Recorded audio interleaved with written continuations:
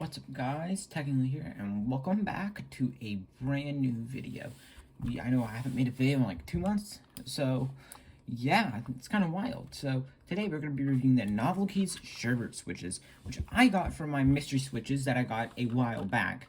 And I was going to use them in this board, but I have a different switch, but y'all going to see everything about this board in a different video. But right now we're just reviewing the Sherbet Switches, which are a collaboration with Novel Keys and Kale to make a 3-pin clicky switch that beats blues. I think this is what the blues should have been, as they are like 25-ish grams heavier, as these have an 85-gram spring in them. I mean, lots of people say these are like too heavy for me, like they take a lot of force, but honestly, I don't think they're that bad. I think that's just me being a fan of heavier switches. Another thing is that these things are pretty tactile. I mean, I find them more tactile than some browns I have over here. Hold on. So yeah, I have some browns over here, and they feel much more tactile than these. Like, I'm putting a lot less force to do that than putting in one of these. There's just a much greater tactile bump, which really just shows how linear these are. And then the switch that I can compare these the most to are blue switches. And these are much scratchier, much lighter, and I don't know, they just don't feel as full. Like you're not getting a whole lot out of the switch as you are with the Sherbet. I mean, you can hear, this is a thick click. It's louder. It's heavier. This is just, it's wimpy. It's weak. You can hear the scratch probably, but there's not a lot going for it. I'm not a big cookie switch fan, but these, they're fun to mess around with. Obviously, I'm not going to use these as like my daily switch, you know, but they're pretty good for like a clicky switch.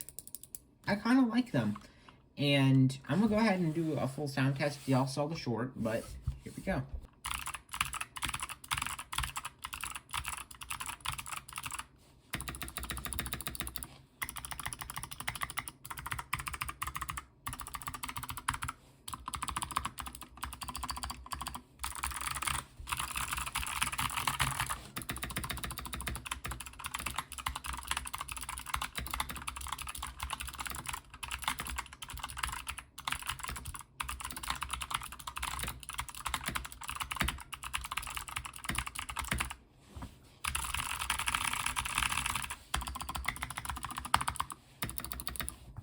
I think I would recommend these if you want to get a clicky, as I would pick these if I had to get a clicky switch. I wouldn't mind going with these. These aren't that bad. However, I would recommend lubing these. Just avoid like lubing where the click and the tactile bump happens, because that means you're going to turn it to either just a silent tactile or just turn it into a linear. But the springs could use a lot of work. I don't know if you can hear this, but you can hear the spring ping whenever I just like press these really loudly. Yeah, that spring ping just rings. Like, there's just a whole lot with this. I mean, this is a switch, just if you can at least lube the spring, it'll solve all your problems, because it's really annoying. And if you're playing something that requires a lot of hard hitting, it's gonna make a lot of spring pings. And I even have foam in the back of this board, so it's straight up, it's just loud. So please lube your springs on these. I'm not using these daily, so that's why I didn't lube them.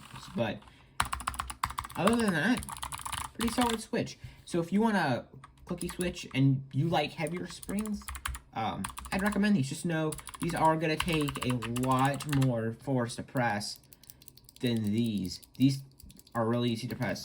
And just know, it might be a pretty big switch. It's 25 grams springs. Well, 25 more grams of weight that you need to press down. So just get these if you're fine with having that extra weight and you just want a nice, crisper, more refined click.